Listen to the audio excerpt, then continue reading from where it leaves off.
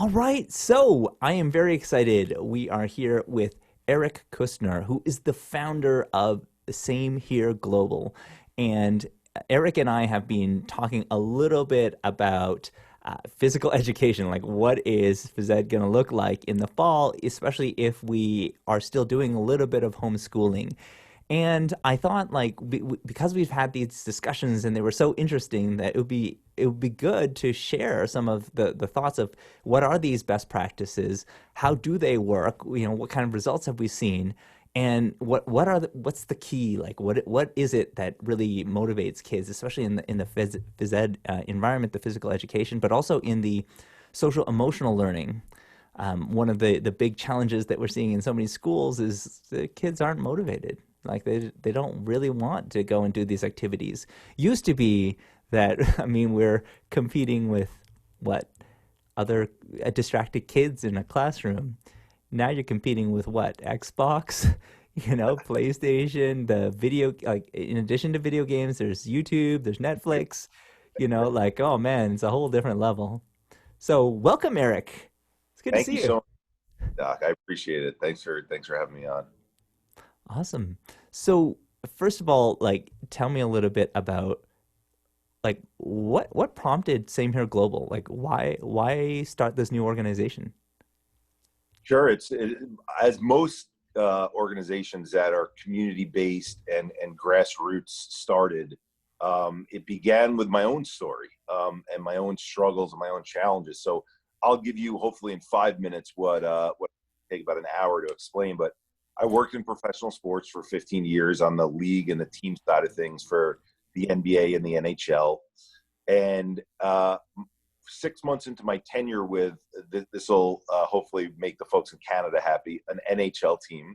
I was down in Florida, and know many Canadians come down to Florida for the games down there. And I've been given this opportunity to build a whole new culture from scratch and really make an imprint in the organization. And my life hit a pause button, and it felt like it was out of nowhere. I just stopped functioning as a human being. Couldn't put sentences together, couldn't look at people in the eyes, couldn't form my own thoughts the way that I had before, was forgetting people's names. And that's a very scary thing to go through when you've never felt that before. And so Mm. I went back to New York, where I'm from, thinking, because the little bit of education that I got in mental health was what I saw on TV. Now, it's different in Canada than it is in the US, but in the US, pharmaceutical companies can promote directly to consumer. So the commercials that we see here, we see a sad face that becomes a smiley face after 15 seconds of taking a pill. And if you tag that on to the fact that we grow up and we take an antibiotic for strep throat, bronchitis, or pneumonia, and we feel better, why wouldn't we think when we're not feeling well, whatever well is, that you take a pill and that's what gets you better? So Mm. for 2.5 years, I laid in a bed, horizontal, staring at the ceiling, not watching TV, not listening to the radio, no interest in the world around me, as these doctors try to order 50 different psychotropic drugs on me, TMS therapy, where they shoot electromagnetic waves into your brain, and then finally shock therapy. People don't even believe me that that's still around, where I had my brain shocked into seizure to almost try to get it restarted. And that doctor that performed that on me in a psych ward, which is a scary term to say, right? She said to me, "This is your last resort." Okay. And this is going to get very much into when we talk about physical education and also mental health education. To hear from a doctor, "This is your last resort," you can imagine how much that hurts an individual to hear that, right? Because you're thinking, I'm willing to try anything to feel better. I've been laying in bed trying to fight through this for 2.5 years. I'll eat dirt if it makes me feel better. And I'm being told this is my last possible treatment. So I do the 12 sessions over 5 weeks of getting my brain shocked into a seizure under general anesthesia, and I feel no better. And I leave thinking, because this woman told me this was my last resort, that my life was over. But I was fortunate that I was introduced to a practitioner who sat me on her couch, and her first question for me was, "Eric, what's gone on in your life? Tell me about your life." Not, "Eric, what are your symptoms?" Okay. And that being the first person who had asked me that question in that way, I didn't know where to begin. But very quickly on my story is from the time I was 8 years old, and I didn't know what mental health is, so I didn't know these things were impacting me. I was an athlete who was playing sports and, was getting involved in getting on every team and then working in sports. So who was I to think that these things that I'm about to share with you were impacting me? I thought they were all physical things that impacted people in my life. So I had an older brother who 4 years older than I am. So from the time I was 8 years old for the next 20 years, first thing happened was he broke his femur bone in a sporting accident and was in a body cast for a year at homeschool. Heals from that, and a month later is diagnosed with ALL, a children's form of leukemia. So back in the 80s, giving chemo treatment and radiation, not as well targeted, it takes 5 years for them to knock it out of his system, but knock on wood, he goes into remission and he's better. A month later, he's driving on his way, here's another hockey tie into the story, to a Islander game with his friends in one of those open Jeep Wranglers. He flies out of the back because the car loses control, lands on his head on the parkway, cracks his head open, loses partial vision in his eye, is in ICU for a month. Heals from that, goes to college. Between junior and senior year of college, starts to feel a pain in his knee. They do all the sports medicine testing, everything's fine. So they do blood tests, and they find out that the cancer's returned, the same one that he had as a child. So now they have to give him a much stronger chemo regimen. After a year of taking that chemo, his body's been ravaged. He gets 105 fever, goes into what's called septic shock, where your organs are attacking themselves. In the hospital, falls into a coma, and he's in a coma for 3 months. And we don't know if he's going to wake or if he's going to have any brain activity when he does wake. Again, miracle story. He wakes and he's got his full faculties about him after those 3 months. But his kidneys fail from the rigor of the septic shock. He has to go on dialysis. My father ends up being the closest match, donates a kidney to him. That all ends. We finally feel like we're in the clear. And a year later, over the course of the next year, if you could follow that timeline, 3 of my close friends pass away in their 20s of heart conditions. And so I'm sharing this story, and I read it off like a bullet point list to this woman that I'm talking to because I don't know from mental health. And she says to me, Eric, is there anything else that happened to you as a child? And maybe facetiously, I responded, and I think this is an important thing for all educators to hear, is I said, what do you mean happened to me? These things happened to my brother. They happened to my friends. They didn't happen to me. And she put her hand on her head, and she said, okay, I'm going to have to explain this to you. And essentially what she shared with me is how chronic stress and trauma from events that we see and then we obsess over and think constantly about, they build up in our system. And now this is me then taking what she shared with me and now putting in my own language. When we think about physical health, when we grow up, we do jump rope for heart and we learn about heart health. That's a given. Oh, you need your heart to be healthy. You need to go and jump rope. You need to do activities that are cardiovascular activities. You need to eat well. That's because there's this thing that's called plaque that builds up in our arteries, and we don't want that plaque to build up, and we want to have clean arteries, and we don't want to have heart disease. We don't do the same thing for mental health. Stress. Yeah. Yeah, we don't treat mental health at the same level of seriousness. Seriously, like when all of these things happened, like how old were you? Like all these things that happened around you? So I started from the time I was 8 years old, and it went for the next 20 years until I was about 28. And so, Wow. It's funny to ask that question because when I'm in this doctor's office, and I was 35 at the time, it was about 5 years ago, and the doctor's saying to me, Eric, I'm shocked that you're here at 35 and that this didn't happen to you at 16, at 21, at 24. And what we've come to realize, and this is another important thing, especially for a lot of people who are going to be thinking about physical education, my passion for playing sports and then my passion for working in sports was both my greatest tool, but also my greatest downfall. It was my greatest tool because it allowed me to not focus on those things that were bothering me and allow me to be productive because I was able to lose myself in other things. But when I say also my greatest downfall is because I didn't focus on the things that I needed to work on. I didn't know that those things were building up inside of me like the plaque builds in the arteries. So this stress and trauma, when I'm 35, it knocks me on my butt. I kind of describe it to people like it's almost like a Jenga tower where one more piece needs to get taken out and then the tower topples over. You look at the top of the Jenga tower, it looks like a solid structure because the pieces have been stacked up there. But what are all the things underneath the top of that tower? It's a shaky foundation. Yeah. So for me, I realized that, okay, we as a society, me in particular, but then projecting on everyone else, we as a society, we're not fortifying that base. We're going through life experiences. Look at what's happening with Corona right now. That's a life experience that's impacting all of us. There's chronic stress that's involved with that. There's trauma related to the loss of loved ones, the sickness of loved ones that we're not dealing with. And now you think about all the things that happen in our lives between bullying and cyberbullying and verbal abuse and sexual abuse and loss of loved ones, sickness of loved ones, divorce, breakups, right? All these things impact our central nervous system. They impact this brain-body connection. Yet, what does our society think about it? If I have one of those disorders, that's what mental health is, and then I'll take a pill and I'll feel better from it. But there's so much we need to educate ourselves on, that I needed to educate myself on, in terms of practices we must do, in terms of looking at the landscape of what mental health actually means, so that we can be a healthier group of people. We're only healthy with our body, and that's if we do the work. Well, there's work to be done for this brain-body connection to happen, but we're not doing the work because we don't know it.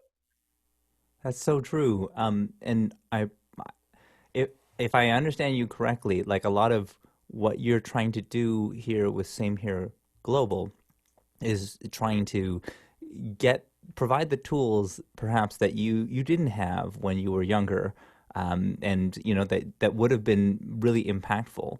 And I'm kind of curious, like, like this is a really tough situation, but this sounds like a turning point like when this person who finally met with you asked you about your life story and started like trying to explain things to you. It sounds things turned around, and then that's having an impact on what you're doing today. Tell me, like, at that point, what are the tools that you use that kind of had that impact? So I shared with her, my experience. And then I said, the list that I just gave you, I said, so what you're telling me is, it sounds like every single person in the world is dealing with something mental health related, because if it's based on our life experiences, who doesn't experience something or many things from that list? And so to the question directly, she said, Eric, you're right. Our world doesn't see it that way yet. Hopefully we get there. Can we help you heal first? And yes, okay. Thank you for thinking of me. So she sends me to a weekend breathing course. Okay.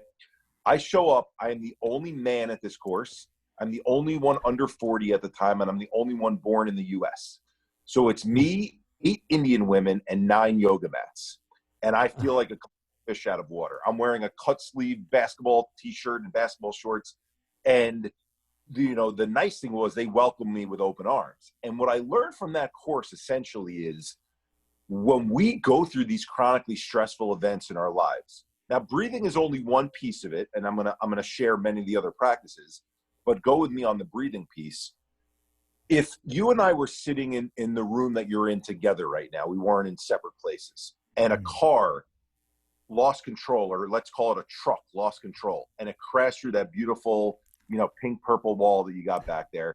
Neither of us were hurt, but the car came through that wall. The two of us would turn around and be like, oh, we'd be shocked that happened, right? Mm-hmm. Well, now that would mean we would stop breathing correctly. We wouldn't be breathing the way that we, quote, normally breathe, right? That's the equivalent of the fight-flight response of what was wired in us from such a long time ago, when the saber-toothed tiger attacked the fire pit that we were around, right? So we have a nerve in our neck called our vagus nerve, that when we breathe differently, it sends messages through that vagus nerve that, hey, something's going on right now that's not, quote, normal, right? That's not the typical. That saber-toothed tiger's coming, or in your case, that truck just came through the wall. Now, people might say to us as we're having this conversation, yeah, but a truck doesn't come through the wall every day. A saber-toothed tiger doesn't come in every day. But let's take 3 scenarios that are very, very common to people, unfortunately. Let's take a middle-aged woman who has a mother who has a very serious illness like cancer. Every time that woman wakes up in the morning, goes to work, gets their kids ready for school, they're constantly thinking about a truck coming through the wall because they're worried about getting a call from their mother or father saying, your mother is more sick now. The cancer has spread more. The cancer is now stage 4. It's now terminal, right? So the truck is continuing to come through the wall. That's scenario 1. Scenario 2, let's take an average father, has a kid who's going to school and is getting bullied. Well, yes, that father's going to work every day and distracting themselves with work and talking with coworkers. But guess what?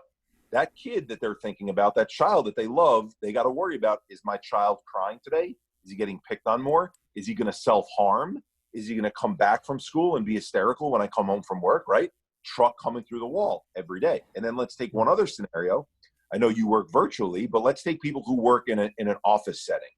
And their boss is not necessarily verbally abusive in a very outward way, but a little bit condescending and doesn't make them feel the best about themselves and their skill sets that they have and how they contribute to a team. Well, now they're coming in the office every single day, truck coming through the wall. What is the boss going to say to me? What are they going to say in front of other people in the office? So you can see how over the course of time, all these different life scenarios that we go through, we're not breathing the right way. And when we're not breathing the right way because we're expecting the worst, we're in that scenario, over time, even though we don't realize it, we're sending messages to the rest of our body, something bad is going to happen. Eventually it's going to happen, and I'm preparing myself for it. Well, me being locked in bed for 2.5 years was because for that 20-year period, I was always waiting for the next shoe to drop because things did keep happening. It wasn't I was thinking they might happen. They actually were continuing to happen with my brother getting sick, my friends passed away. And so to your point of what is the organization about? So the first piece, before we get into the practices, because the breathing did help me heal in terms of normalizing that central nervous system, recreating control of that vagus nerve in my neck and creating what's called greater vagal tone in my neck. But I first had to get the rest of society, because of the name Same Here, and actually the umbrella name of the organization, you'll laugh a little bit, is called We're All a Little Crazy. Crazy in quotes, the A upside. Reason for that was the marketing that's out there about mental health is all about the 1 in 5 people with mental illness. Let's stop stigmatizing those people. And then when you shared celebrity stories, it was what we heard from the paparazzi taking pictures and selling it to the tabloid magazines. It's like Britney Spears has depression and she shaves her head, or you know, Charlie has addiction and he looks like a skeleton and is, you know, walking around the streets. Well, if those are the thoughts that we're putting in people's minds, that all mental health is the 1 in 5 people with mental illness, that we need to stop stigmatizing them, and the them looks like these celebrities who have far end of the spectrum catastrophe stories or behavioral stories. Well, guess what? There's a reason why 80%, the other 4 in 5 of the population, is tuning this out and paying no attention to it, right? Because they think if I get into that 1 in 5, I'll just take a pill and I'll feel better.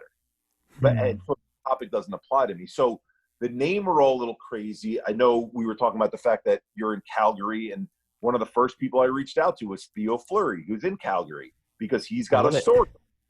Sexual abuse from a young age, right? And he lives in Calgary still too now, right? So there's another tie-in. But it was this idea of, can we get people from around the world, different celebrities, everyday people, even people who are homeless. We want to show the spectrum of all of these people, showing that we all have the same here as an American Sign Language sign. We all have a same here story. And if we all have a story and we all have challenges that we faced, we don't need to say stop the stigma. We don't need to separate people into 2 groups, the sick and the healthy group. What we're saying is we all face these challenges. And if we all face these challenges, well, then we can start to work on these challenges and create a gym for the brain, just like we have a gym for the body. And what you were asking me about STAR practices, which now I'll stop talking because I've talked so much, I'm sorry, and please ask me more, is you have to reposition to people what mental health means. Mental health doesn't mean I have this disorder and that's the only thing. Disorder is part of mental health. We understand that. But first, it's understanding that it's for 5 and 5, it's for all of us. Then once we establish that understanding, it's what are the exercises I can do so I don't get to the place that Eric got to, so I don't get to the place that Theo got to, so that disorder doesn't overtake me. And, oh, by the way, on the positive side of things, so that I can even perform, even if I'm not afraid of getting to that negative place, what about using mental health to improve my performance, to feel even better, to feel clearer-minded, to be able to attack my day in the most positive way possible? So, yeah, to your point, yes, it's about exercise, but we also had to first change the narrative around who this applies to and what it's about. And the who it applies to is everyone, 7 billion people on this planet. Yeah, exactly. So I love what you mentioned here, Eric, because you're right. Like, yeah, you know what? There's a certain number of people who are going to be directly impacted physically due to coronavirus, but almost everyone is affected mentally, due to the effects of self-isolation. And this causes people to have a lot more time to themselves in their own thoughts, reflecting on all the things that they've been able to ignore for so long, they're no longer able to ignore them. I wanted to share one thing, if it's okay with you. Of course. So one of the other things I wanted to say is, like, I fully agree with you on a lot of the mental health stuff. This is my 4-year certificate with the Calgary Police as a chaplain. I've been serving with them, for quite some time, and to me, like, what I love is the training that they provide, right? Like post-traumatic stress disorder, grief following trauma, road to mental readiness, these types of tools, psychological first aid. It took me a long time. Like, it was around the 2013 Calgary floods that we were cleaning out some people's basements, and they're like, hey, we're doing this training on PTSD. Do you want to learn some more? I'm like, yes, absolutely, because I have no idea what to say. And I've kind of learned that over time, it's a skill, just like everything. Like it's like a muscle, right? Like Yes. this resilience, is something you have to build over time. And this is actually one of the reasons why sometimes when I get mental health awareness, but I sometimes get annoyed by just talking about awareness, because I'm like, it's a skill. You got to practice it.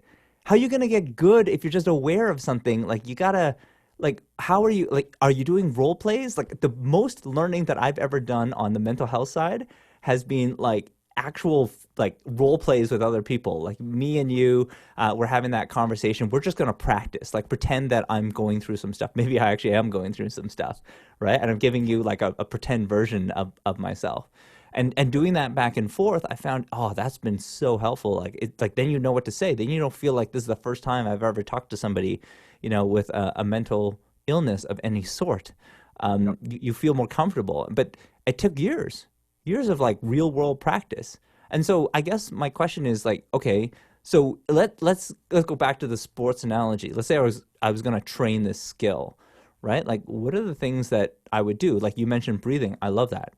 Right. But what about the skill of just talking to each other, helping each other, more than just like, I describe it as like active listening, like, how do you actually get to the point where, no, you're not just like aware of what's going on, you're able to talk and provide, because I find that that's the thing about mental health is nobody, like, they don't talk about it. And then even when they do talk about it, like, people are like they ask questions that kind of shut down conversations, like even just saying, hey, how you doing? Oh, well, the response has got to be, it's great. I'm fine, right? Like, I'm not going to help. So the question that you ask, I'm gonna break it down into two different, because it seems like it's two different questions. Mm. First, training on how do we have the conversation? How do we be there from a peer support standpoint to each other, right? That's question number one. Question number two is, what do we do from an exercise perspective, which we probably get into a little bit later in the conversation, that actually works to begin to heal and begin to get us to a better place, right? But so starting with the conversation piece, active listening is what you described. In the mental health space, there's this concept called holding space for someone, okay? Holding space means you're not going to form judgments, you're not going to form opinions, and you're going to be there to be that active listener as someone just opens up and shares. Now, how do you do that, right? Like, you can't just say to someone, hey, I'm going to hold space for you right now. It's a nice term. It does soften it a little bit, but it doesn't give the full encompassing, a nature of how you can actually help someone, right? So what I find is vulnerability is the key to connection. Okay. So to your point, fascinating enough, I always share that the most common conversation that happens every single day in the world in every single language is two brick walls talking to each other. How are you doing? Good. How are you? Good. And then it ends. It's a pleasantry, right? Yeah. It's not even. And so the how are you doing good and then no vulnerability being shared, how do we break that down, right? Okay. So before we talk about tools, because we have tools to do that, but let's just talk about everyday conversations. When you're talking with a friend, what helps them to open up more? And I fell into this without knowing this was a strategy. It was just when I shared my story online and then got bamboozled because I put my personal telephone number on the share. So it gets read 150,000 times, and I have over 400 calls from as far as China in the first 3 days, literally erasing my voicemail box to keep taking more in and tracking in the spreadsheet. Is this. When you share your vulnerability with someone else, so let's say there's a friend that you want to help. Yeah. You're going to put that friend on the defensive if you go up to that friend and you say, Evan, I've been noticing lately that you've been acting differently. Right away, the wall is going to go up. Evan, is everything okay?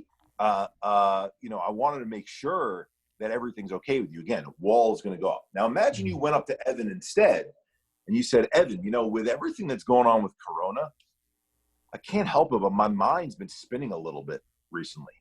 And it's affected me. And I'd love to talk with you about it, because by sharing what I'm going through, I'm hoping that by opening up, it's going to help me better understand what I'm feeling, right?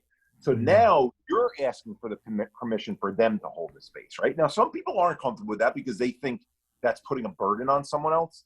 But I can promise you that when you share that you have something vulnerable that you want to talk about, people are empathetic, unless there is a case of people that have something called being a sociopath.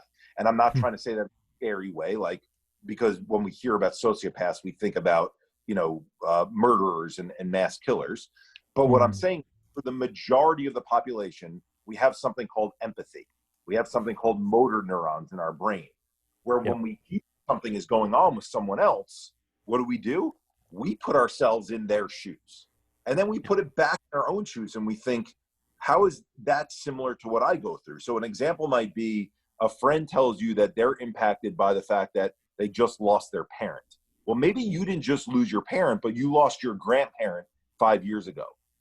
There's enough of a similarity in that connection there where the empathy that happens from that conversation brings the two of you together in a way that, because that person's now being vulnerable, they can relate to you, right? So holding that space and creating that space begins with your own form of vulnerability that you're willing to open up and share. Once you start sharing that, the ability to be able to ask questions like how does, not does that, but how does, because the asking an open-ended question as opposed to a closed-ended question of yes, no. So yeah, how does that's key. Yeah. Right. Opening up the conversation. I love it. And what you mentioned about opening up the space, this is so true.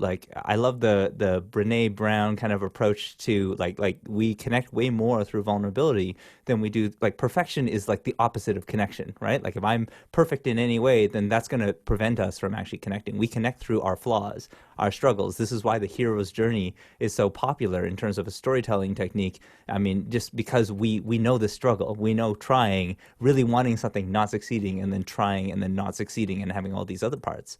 So yeah, absolutely agree. Now you also mentioned the next step, you have another background, which is your background in sports, and you've been able to apply some of that knowledge to this stuff as well. I'm really curious, how did the sports stuff get put back into all of this mental health practice that you've been doing? Sure. So how did the sports stuff come in? So take your average training app right now, like Nike, okay?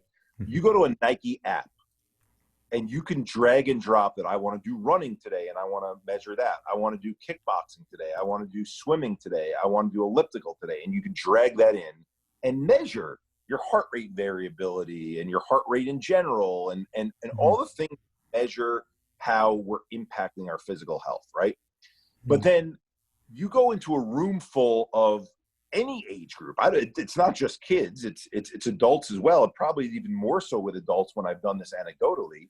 And you say, okay, name 15 things you can do for your physical health. And right away they'll say free weights, universal weights, boxing, kickboxing, all the things that we just mentioned. And you say 15 things you can do for your mental health. And they'll say, meditation, yoga, I think is, but I'm not sure because it involves physical movement and people wearing Lululemon pants. And is that the mental health? I'm not sure, right? We don't know what the mental health exercises are. So in my mind, just the way that I picture it is like, think about those old school charts that were in gyms before there was internet, where you'd see, it was like, I think it was like brown and white. It was the most unattractive color in the world. But like, there was an outline of someone in brown, like, for your biceps, you lift it like this. For your shoulders, you lift it like this, right? Oh, yes.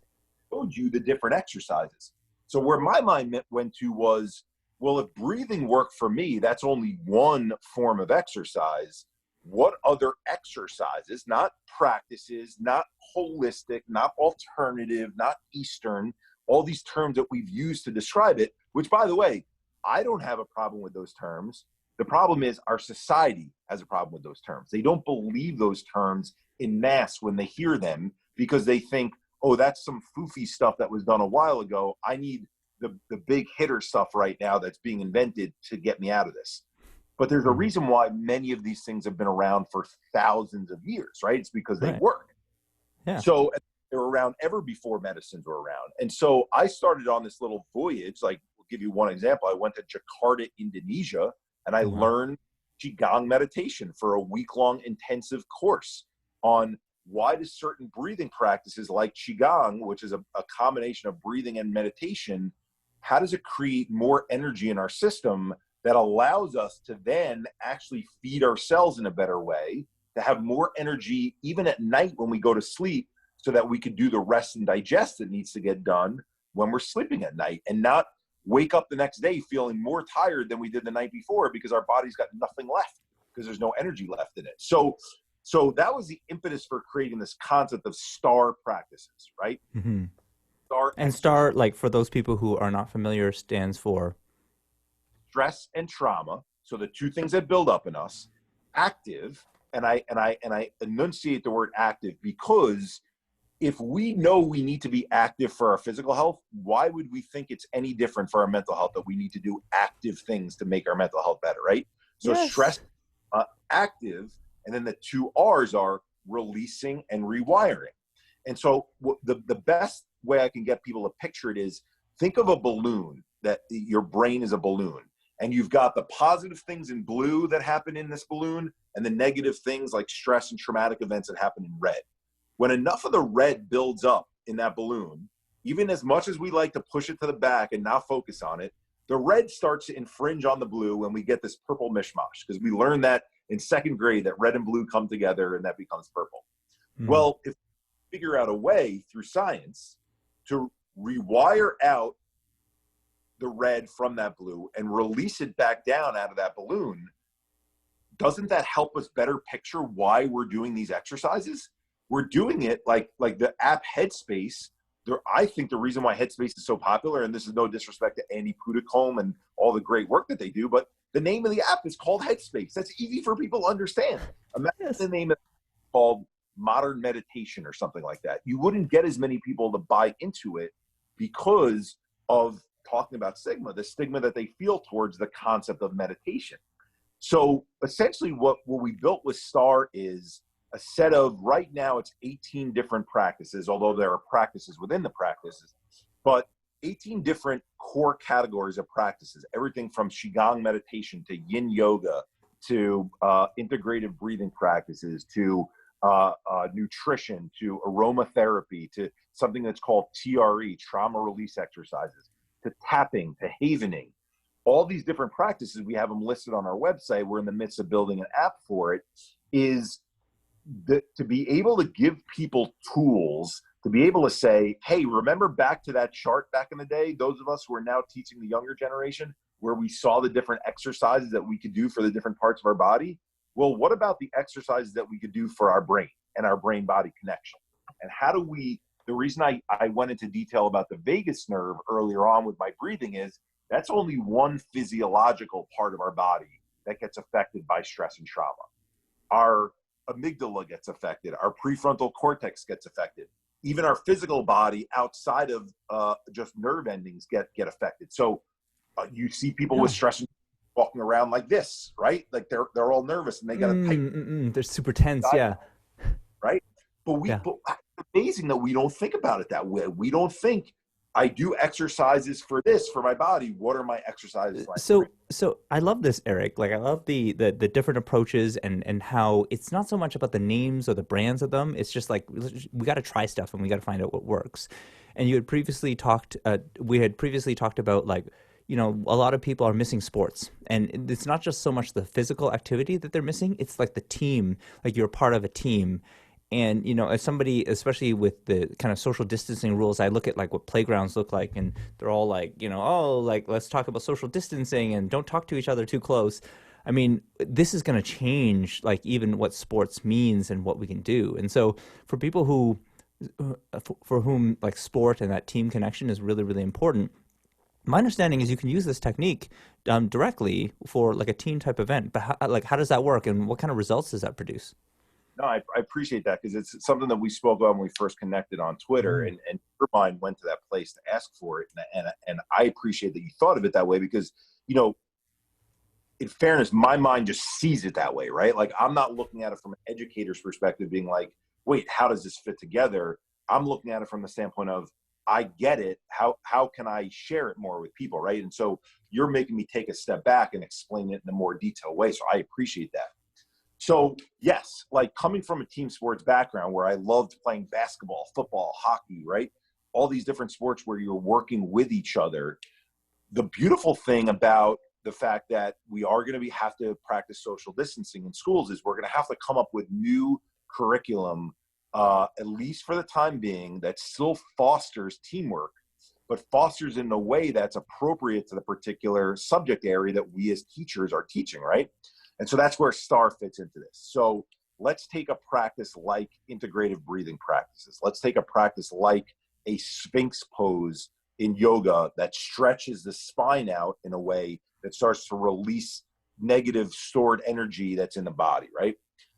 Well, if you start to take concepts that, back to the word in STAR, active, are active concepts, and you start to use the tools that are available, like I was sharing with you on Twitter, we have decks of cards that have 10 of the STAR practices on there.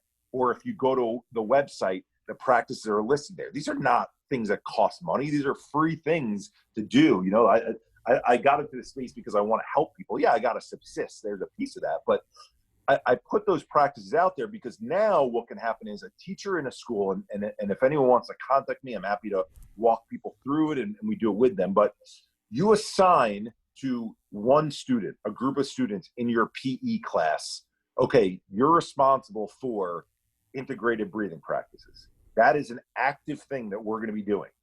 Now your assignment is, why does it work? How does it work? And how do we do it? Now you get these individuals working as, let's say, the captain for that week or that day or whatever it is that it's assigned for. And you say, I want you to be the teacher for this time period. I want you to teach this exact exercise to the rest of our students. And depending on what school is going to look like when we get back in the fall, that's teaching those students virtually. Fine, that's one possibility. And there's teamwork in that because there's a back and forth of them teaching each other. If you do it in person, but social distancing still needs to be practiced because we're in school, you sit everyone in a circle where everyone's at the distance they need to be, but the person's in the middle sharing what the practice is and getting everyone else in the group to either ask questions or do the practice along with them, combination of both.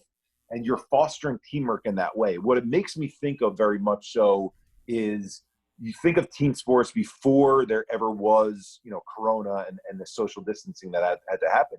Well, one of the things our coaches used to make us do is the captain had to get in the middle and we did stretching together. That was for our physical body. That was a teamwork exercise. It wasn't go stretch on your own and go do your own thing. If you notice, they were fostering teamwork by putting us in a circle, by having us follow the person who was showing us the exercise. So in the absence of being able to do things like play dodgeball, play European handball, all the things that we love doing in school, you can use these exercises and these practices to foster teamwork in a different way. And they still are physical activities, just that we don't need to directly touch each other and be right in each other's presence. So I imagine you've trained some people in these types of practices with the teamwork and also with the different methods. And I imagine you've probably seen some results already. So are you able to share, like, okay, what difference does it make if you start using STAR practices and some of the teamwork stuff? What kind of results are typical of what you would expect? Appreciate you asking that. So usually how we set these up, so we've got 5 areas of programming. I know we're talking about schools right now, but so we have Same Here Schools, which does more than just the STAR practices, but I'll leave that for another time. Hopefully we'll have another time to talk and do a session like this. Then we have Same Here Colleges, Same Here Safe for offices, Same Here Service for first responders and military, and then Same Here Sports for sports teams and leagues, okay? In each of those 5 areas, we help them create what we call STAR exercise rooms. And so if you think of it in the school community, okay, and you're asking me to kind of like gauge the success and explain it, so hopefully this detail is helpful, is you take your average high school, let's say. A high school has, even if it's beaten up old equipment, it's got a gym that the athletes or even the non-athletes, okay, the people who just want to stay in shape, want to get their cardiovascular work in. They can go on the old school treadmill that the school has. They can lift the free weights that the school has. Kids know that's a positive place to go. Okay, so again, this is anecdotal evidence first, but the schools that we've worked with to implement STAR rooms, where we position them as gym for the brain, okay, on average, we get participation from 57% of the students in the school coming to the STAR rooms. Okay, What is that? Okay, now compare that to what the equivalent of a STAR room was before. When you and I grew up, and obviously, different countries, but I'm assuming it was similar, our schools only had these things called guidance counselors. There wasn't school therapists, school psychologists, right? So you went to the guidance counselor, and talk about stigma. The stigma against going to the guidance counselor was that's where the problem kids go, right? So if you wanted someone to talk, and you wanted someone to share, and you wanted someone to open up, it was, we're dragging this kid out of class because they need to go to guidance right now, right? But the repositioning and the ability to get kids to go into an area where you're saying to them, you do gym for your body, why wouldn't you do gym for your brain? And then positioning it not only as, this is where you go if you're feeling a high level of anxiety, you're feeling a high level of angst, you're feeling a high level of nerves about a test coming up, but how about if you want to perform even better on tests, if you want to catch every ball that comes your way in a football game, if you want to hit every high note when you're in choir, these are the terminologies. I know you're big on verbiage and the way to describe things. When you tell kids what they get out of an experience by doing an exercise, they're more likely to do it, right? So the 57% number is one. To be able to measure the positive impact of what the STAR rooms and the STAR practices do, I could throw numbers out there for you from schools that we worked at who've said we've seen a lower amount of absenteeism, we've seen a greater amount of collaboration between teachers and students, we've seen a lower number of having to send kids to detention. Whether I can attribute that directly to STAR, but there's so many other things. We help them with their school curriculum. We have a whole school curriculum program. We help them with teacher trainings, right? We have a whole teacher training program. So it's not, I can't say that it definitively is related to STAR on its own, right? That all these other positive effects are happening. But here's what I will say. You take and then you ask me why I incorporate sports in so much. Athletes in college, and you've seen this, will literally jump into an ice bath after practice every day, which is like take a polar plunge every single day. It hurts like crap, right? Yeah. But gets the lactic acid out of their muscles. So they've been told, you do this. Yes, it's painful. Yes, it's not the most pleasant experience, but here's the positive results that come from it. Tomorrow, you will feel refreshed because you do this. If we position mental health practices and exercises the same way, you do this and you will be clear-minded when you have your test. When you have to give your presentation, it takes some of the nerves away. When you're on the field, you're able to catch more passes. You're now giving the students a reason to go to the star room, as opposed to, I have to go there because I have problems and I'm dealing with issues. That's the terminology we have to get away from. It's proactively and positively incorporating these things so that there's a dynamic change in the way that people think about it. I love this, Eric. I do like, I love, because especially now with that approach of, it's not sufficient for people just to come to you, when there's an issue. That's way too late. Being out there and kind of treating counseling, like even the counselor, as potentially the same as you would potentially treat like a gym teacher, makes a lot of sense to me, because you're teaching people at scale. You're teaching them a new skill. Of course, it's going to take time. You're going to have to build it up. It's just like any skill. You want to be good at throws, you better be practicing those throws. You want to be good at mental health, you better be practicing those skills at the same time. So I love this. I think that we need to have definitely more of this attitude. Before we close up, I'm wondering, people want to get in contact with you. What would be the best way? So there's a number of different ways. Our website has all of our contact information, so I'll start with that just so that if anyone loses the other stuff. So the website is samehereglobal.org. So that sign language sign, samehereglobal.org. And then our social media channels are probably our most active ones. Are Instagram is at @samehere_global. Facebook is /samehereglobal. And then Twitter is @samehere_global also. So they're pretty consistent across the board. And yeah, like I answer most of the stuff, even though, I think you see the time of the day that I answer stuff, which is probably why I beg on guys and stuff. But this is to go from something that I was so passionate about in sports and working in a sports environment to then be this even more passionate about this topic. I hope shows people how much I care about this, is that I want to help people. I don't want future Erics and Ericas of the world to be laying in a bed and being told this is a way to get better and having no tools and understanding and control of how to do it. I want to give people those tools, and education is the way to do it. With all of the PD that I've seen over the last little while, and all of the training, like we're teaching people how to use the technology, for example, I found that pretty much the ones that have something like where it's dealing with the mental health and how they're feeling right now, those are the only ones that you start to see some change. Like, let's be honest, like how many things have people watched, or how many things have people read? The problem is, like, in today's society, isn't one of knowing stuff, because there's lots of stuff that you can know if you're motivated enough. The problem is that motivation.